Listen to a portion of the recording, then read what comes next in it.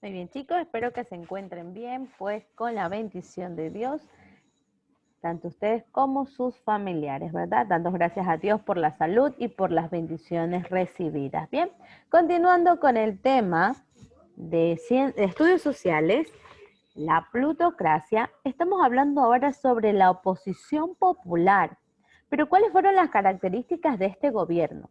Dentro de las características de este gobierno, como ya lo habíamos visto anteriormente, el país estaba ligado al Banco Comercial y Agrícola, es decir, el gobierno dependía mucho del Banco Comercial y Agrícola debido a los préstamos que éste recibía, a los créditos que le otorgaba.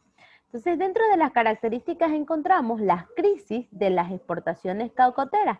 Empezaron a decaer. Hubo crisis en este tipo de exportaciones que desde un principio, dentro del auge caucotero, fue uno de los mejores desarrollos económicos para nuestro país. También se vio los efectos de la Primera Guerra Mundial. También la poderosa influencia de los bancos, como ya les había comentado anteriormente, sobre el Estado.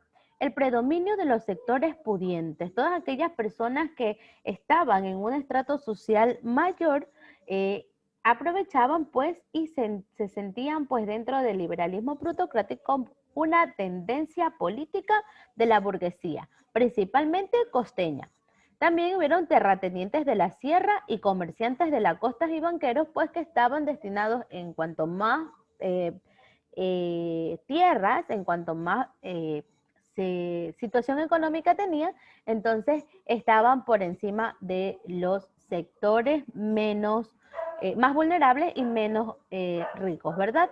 También se vio el inicio de los primeros movimientos sindicalistas. Allí es donde vamos a llegar también a un tema sobre los primeros movimientos que se dieron a nivel de nuestro país, ¿verdad? Los movimientos sociales contemporáneos, como la organización con deberes, derechos y también las necesidades y requerimientos bajo un proyecto indígena.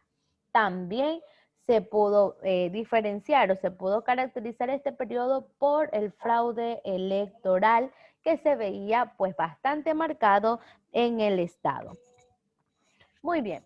Como nosotros ya hablamos sobre Leonidas Plaza Gutiérrez, que empezó su gobierno el 1 de septiembre del 1901, el 31 de agosto de 1905, él fue liberal y uno de los más altos exponentes de esta corriente política del Ecuador. Empezó pues con la edificación del ferrocarril del norte, continuó con la obra de Alfaro. En su primer periodo realizó la reapertura de las escuelas de bellas artes. Los conflictos con el Perú subieron de tono y en 1904 se produjeron serios incidentes en la frontera. En su segundo periodo fue enturbiado por el alzamiento guerrillero del coronel Carlos Conchas en Esmeralda. También dio pruebas inequívocas de su respeto a la libertad de la prensa, colocando mordazas a la misma, impidiendo que éstas dieran noticias que afectarían a su estado. Dentro de la oposición popular encontramos a Alfredo Vaquerizo Moreno, que tuvo su mandato desde el 1 de septiembre de 1916 al 31 de agosto de 1921. Bien, en el segundo gobierno de Plaza, las montoneras entraron a la lucha encabezados por el coronel Carlos Concha, en una guerra civil que causó muchas muertes. En la región interandina también hubo levantamientos indígenas en los centros urbanos donde crecían las organizaciones de artesanos y de obreros. Bien, las huelgas y los paros dieron lugar a las leyes laborales, como la limitación de la jornada, que había jornadas de trabajo de horas excesivas que pues afectaban a los trabajadores y obreros, y también que hubiera un descanso semanal obligatorio, entre otras. Las crisis de 1920 aumentó el malestar de los trabajadores. Unidos, estos grupos radicales se manifestaron con violencia en la sociedad y la política. Aquí se ratificó el Tratado de Muñoz Vernaza Suárez, que arregló el problema limítrofe con Colombia a costa de un enorme sacrificio territorial del Ecuador. Y es allí donde nosotros perdimos gran parte de nuestro territorio.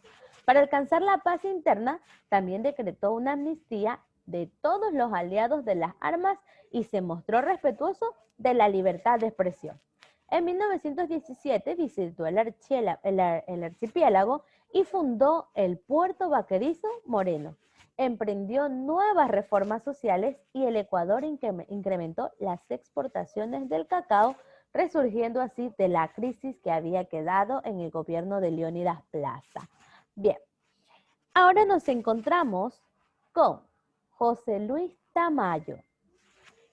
El gobierno de Vaquerizo Moreno en 1916 a 1920 continuó con las obras de plaza. Se firmó de acuerdo al el acuerdo Muñoz-Bernaza y que puso fin también a las disputas territoriales. También en la región amazónica se cedió amplios territorios. Durante este gobierno se suprimió la prisión de deudas, lo que dejó sin base legal al concertaje. Nosotros ya recordamos que el concertaje era aquella acción que tenían los terratenientes sobre los indígenas o sobre los trabajadores, en donde los mismos no recibían un salario fijo ni un salario remunerado, ¿verdad? Es allí donde ingresa el ejercicio de sus funciones con generosidad, pero se ven opagadas por la feroz represión que ejerció su gobierno contra las manifestaciones de diversos grupos humanos. El país empezó a causar los efectos de una nueva crisis económica. Un conjunto de huelgas ocupaba el escenario nacional y en 1922 se abrió al público una de las bibliotecas más importantes, como era la de don Jacinto Gijón y Camaño. La crisis económica fue el principal obstáculo que tuvo que sortear este mandato. En 1920, lo sucedido en el mandato de José Luis Tamayo, fue el gobierno enfrentó la crisis provocada por la caída de las exportaciones del cacao y las propuestas de los trabajadores. Allí es donde nos encontramos a Gonzalo Córdoba, que ganó las elecciones en 1924 con graves indicios de haber hecho fraude. Enfrentó a la oposición de conservadores y al ejército. La Revolución Juliana terminó con este gobierno y con el periodo plutocrático el 9 de julio de 1925. No duró ni un año en el poder, pues no tenía fuerzas para gobernar. Sus ministros renunciaban a cada momento, los militares estaban descontentos, se encargó del poder el doctor Alberto Guerrero Martínez, presidente del Senado. Se terminaron pues la construcción del ferrocarril Guayaquito e inicia la explotación petrolera en la península de Santa Elena. El poder estaba en manos de las clases opulentas, de las personas que tenían más dinero, y no permitieron la libertad de expresión. Lidiaron también con la crisis económica por la devaluación de la moneda y la Revolución Juliana en 1925, el 9 de julio, en donde fue desterrado a Chile y acabó con el periodo plutocrático. Dentro de los temas que se puede recalcar de este periodo fue la situación del indio en la República. Ninguna tendencia fundamental hubo a favor del indio. Cuando estuvo en el poder José María Urbina, fue el primero en manifestar preocupación por la raza indígena. Gabriel García Moreno fue primero en preocuparse en la situación y establece las primeras escuelas para indios. El general Eloy Alfaro inició una política de protección a la raza indígena. El monseñor González Suárez convocó en 1916 el primer congreso catequístico dedicado a examinar la situación aborigen.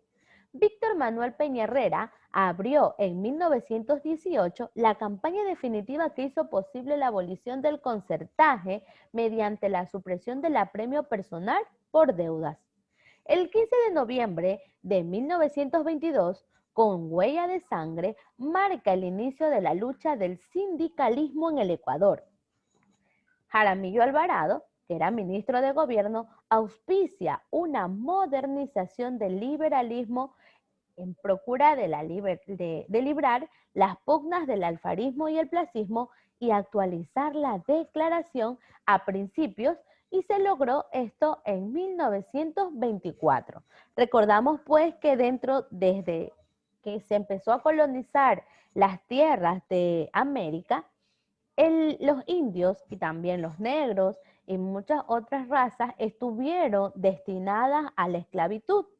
A medida en cómo el Ecuador se ha ido formando como gobierno y como Estado, aún no se respetaban, aún no eran respetadas muchos de los derechos y de los deberes que tenemos todos como seres humanos, ¿verdad? Todos como ciudadanos de un Estado. Y esta era la situación que vivían los indígenas. Dentro de la situación hubieron varios gobiernos que empezaron a dar un granito de arena en donde se iba logrando hasta que al final se pudo lograr con el inicio de una nueva generación en donde donde los indígenas pudieron acceder a derechos, a deberes. Si recordamos, en el gobierno de José María Urbina, el indio no tenía derecho a utilizar el agua potable. Entonces nos damos cuenta hasta dónde ha cambiado la situación de nuestro Ecuador en gobiernos antiguos y en los gobiernos que tenemos en la actualidad.